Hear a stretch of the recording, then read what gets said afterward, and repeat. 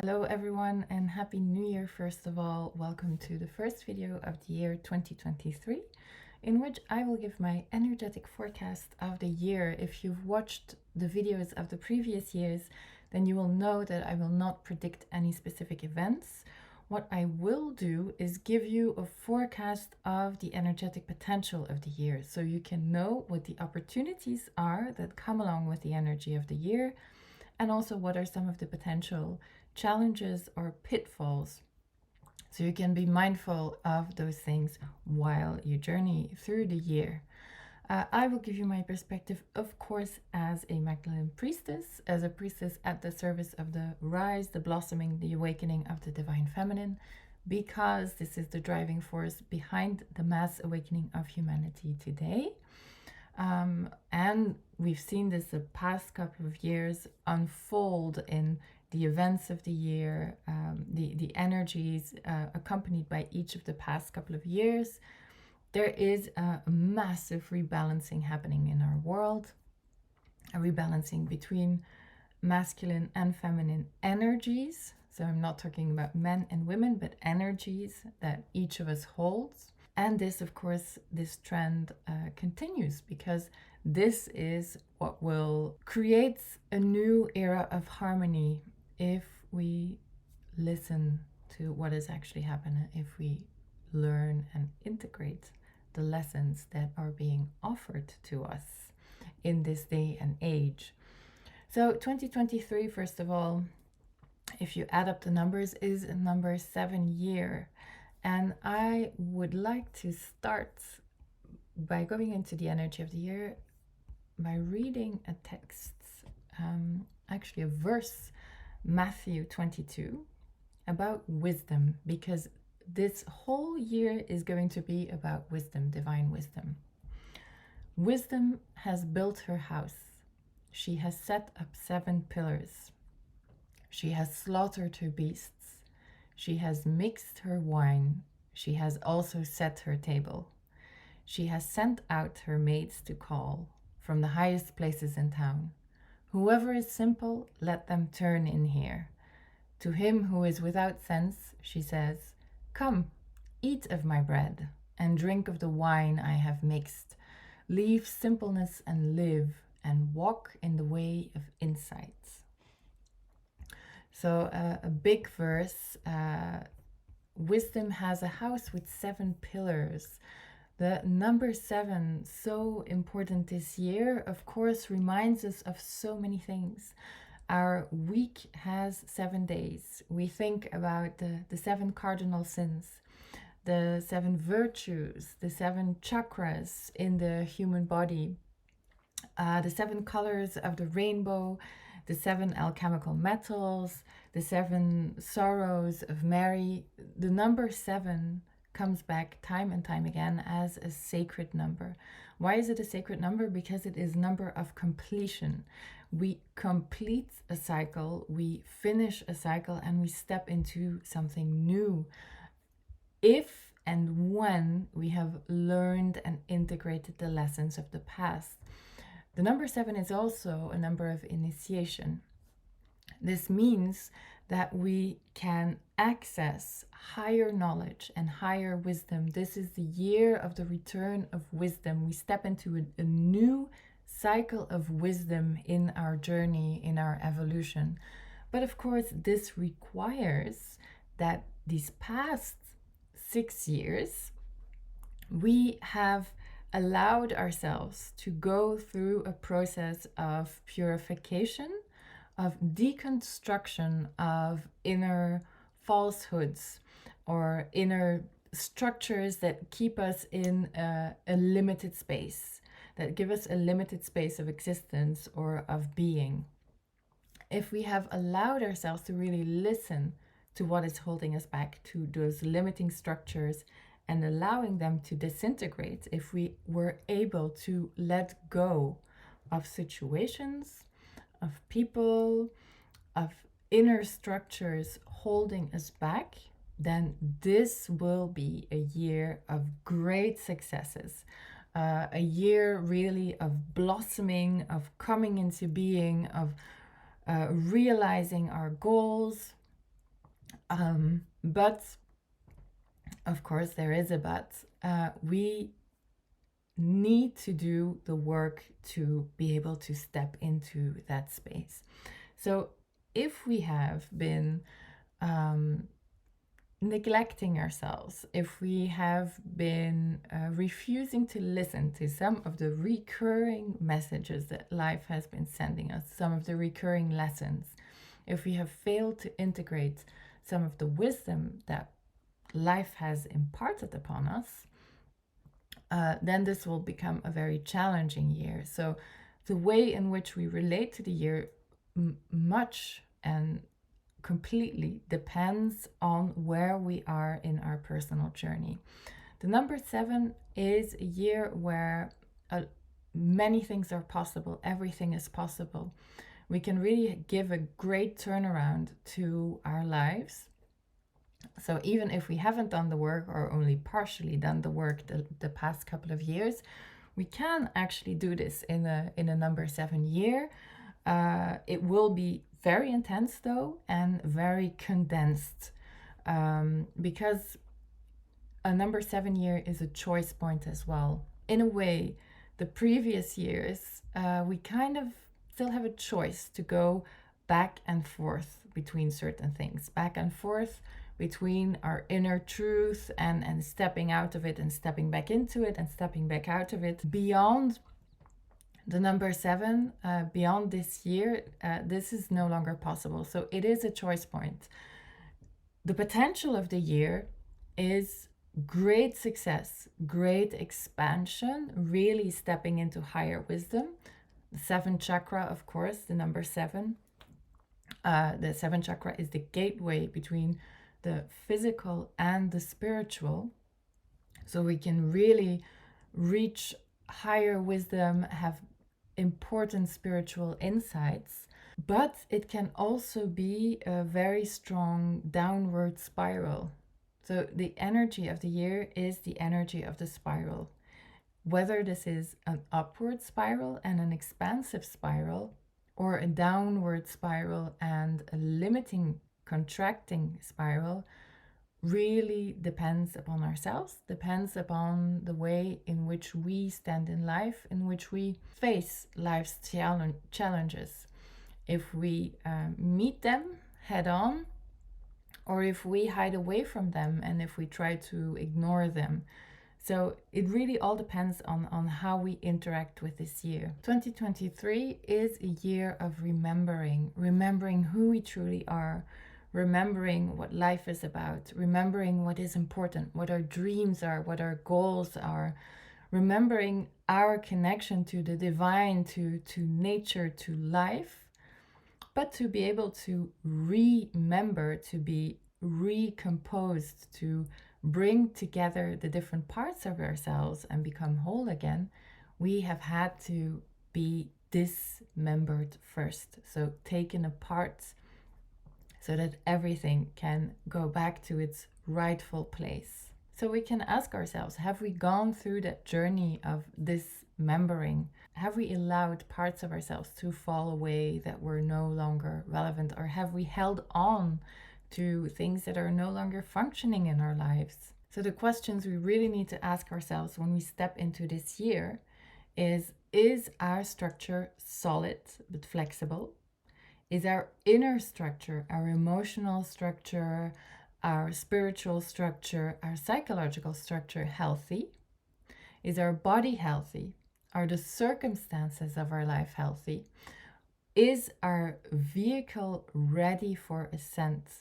Because if our body is not healthy, if the structures that we rely on are not healthy, then we cannot go beyond the 7. We cannot ascend and we cannot access higher knowledge because we would combust.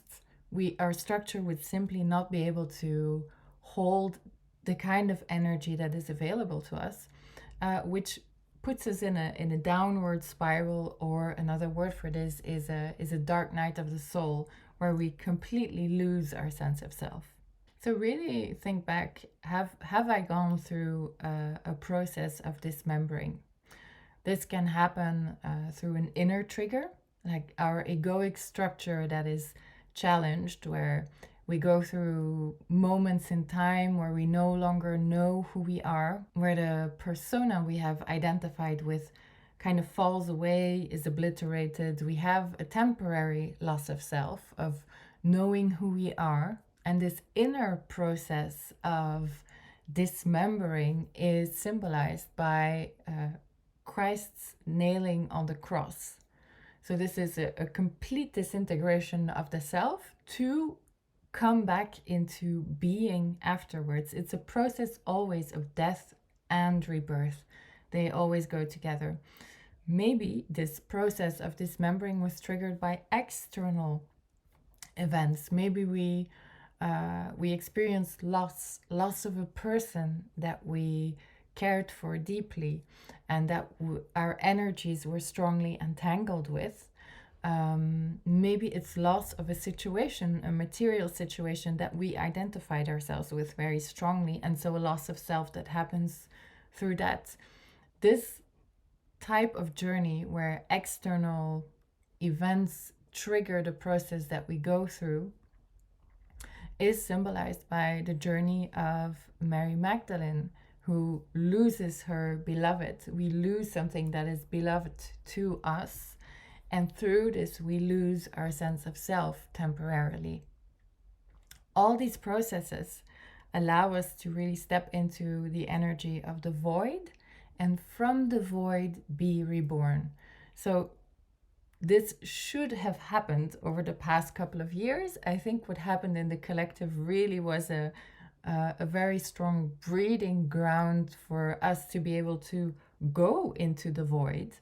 So if this has happened, if we have allowed ourselves to go through that, then this can be a very expensive year. If this was not the case, like I said before, it's still possible this year. So a number 7 year also means important changes on a material and a structural level. This means that we can change our housing situation, we can move, we can purchase a house, big changes in relationships as well. Either we leave a partner that we've been with for a while, or we meet someone new, or we sign a contract. It can be a change of job, a change of country. There's something, a very impactful and important change in our material circumstances here. All these changes, of course, are for our highest good. If we look at the tarot, the 7th major arcana is the card of the Chariots. The Chariot shows us again that this is a year of great potential for success if we focus, if we have a clear vision of where we want to go, what we want to achieve, if we know what the means are that we need to deploy to arrive at our destiny, and if we are willing to put in the effort. So it will be a test of our willpower this year. If we have this focus and this willpower to move forward, then success is almost assured this year. So the key is to be extra mindful on what we place our attention on this year, what we focus on, where do our thoughts go, what are the words we speak, because as the 7 is the bridge between the spiritual and the physical, it is a year also of very rapid and instant manifestation. So be extra mindful of what we speak, of what we think of where we place our attention. And another message of the Chariot is to be mindful to keep the balance between the masculine and the feminine, between doing and being. So we need to nourish ourselves and stay focused on where we want to go this year. And there needs to be a balance between both of them. We need the energy to move forward. The number 7 is the number of the sacred marriage of the Hieros Gamos.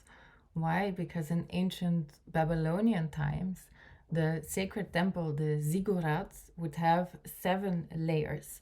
The highest layer of the temple was only accessible to high priests and high priestesses, and in this highest level of the temple would be the bridal chamber. And the bridal chamber would be a place of union between the physical, between the human and the divine or the transcendental. And this is really what is being offered to us this year. It is this sacred marriage, the hieros gamos, between our physical selves and our spiritual selves, between the divine and the material. So in the symbolism of the sacred marriage, the human being is the bridegroom, masculine or feminine. We are the bridegroom going into the bridal chamber to ask for the blessing and the union with the bride. And the bride, in this case, is the Shekinah or Sophia.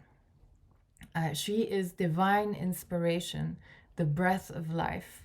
And to unite with her, we have to commit to her. We have to commit ourselves to our higher self, to our ascension, to the divine. We have to cultivate the divine within.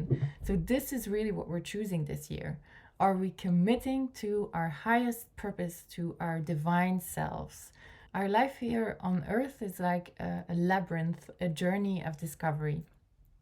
And we see this also in the writings of the Saint Teresa of Avila.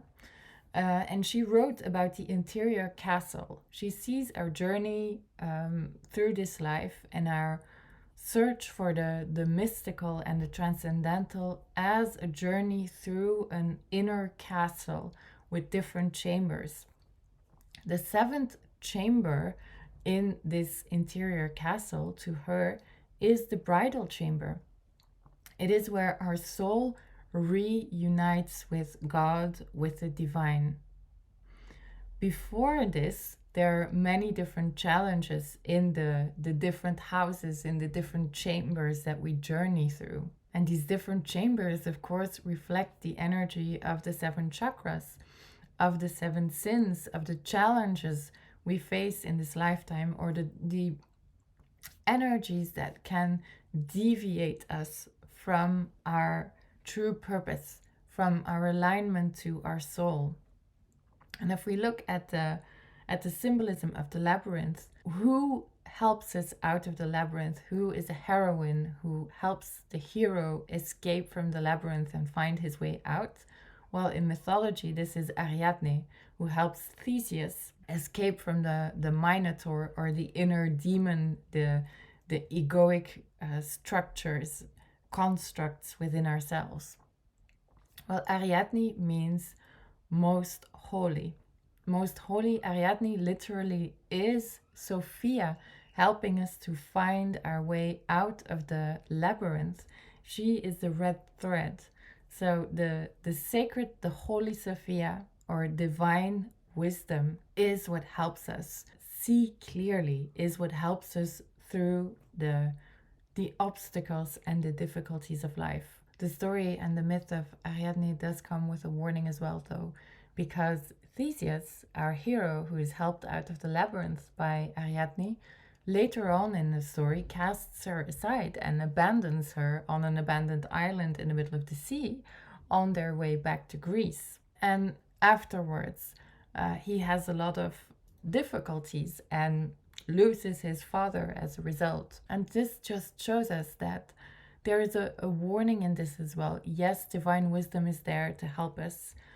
Yes, she is there to assist us, but she is not like a lover that we can cast aside when we are bored of them or when we feel we no longer can use them. A commitment to divine wisdom, to Sophia, or to the divine feminine is a lifelong commitment. It is a commitment we make at every moment in every day. So this is the choice that we're faced with this year. What do we commit to? How can we focus on what is most important for us? And how can we really align ourselves to divine will moving through us? And the symbol of this year is the symbol of the seed of life, because it is 7 circles forming one whole. So 7 parts of ourselves, 7 parts of our journey that form one cycle. It's the symbol of completion and the symbol of perfection. So we're perfecting the knowledge, the wisdom that we acquired the past 6 years, and this year included. So ascension, perfection, but also the seed of who we were is the beginning of who we will be. So it's the combined wisdom of our experiences of the past that form the potential of the new us, of the new coming into being. So in a nutshell, yes, there will be challenges this year. Challenges to test how far we've come in the integration of the wisdom of each of the 7 steps of our divine temple, of our sacred temple, of our chakras. How aligned are we? How balanced are we? What do we still need to work on? But also a year of great success and great accomplishments if we are consistent in our cherishing, in our honoring of the divine in our lives, in ourselves. If we honor the Shekinah, if we honor the Holy Sophia, divine wisdom, and we align ourselves with her, there are wonderful things that will open up and blossom for us this year. So really remember the year of the sacred marriage, of a mystical union between the physical and the spiritual, and a real opportunity to step into higher awareness and into a leveling up of our lives in every domain and every sense of the word. And I'd like to end this introduction into the energy of the year with another verse, this time from Sirach 24:32, where it is divine wisdom who speaks to us directly. I will again make instruction shine forth like the dawn, and I will make it shine afar. I will again pour out teaching like prophecy and leave it to all future generations. And this is really, for me, what this year is all about and what this era is all about. We have cast aside divine wisdom, but we are coming to the realization, more and more of us are understanding that we actually need to allow divine wisdom in again and function in complete alignment with the divine, with the laws of nature. And this is a big shift that is happening, and something very powerful around this whole theme will be established this year in the collective. So with all of that, I wish you a beautiful year, beautiful accomplishments and realizations, and really a blossoming and a coming into being this year.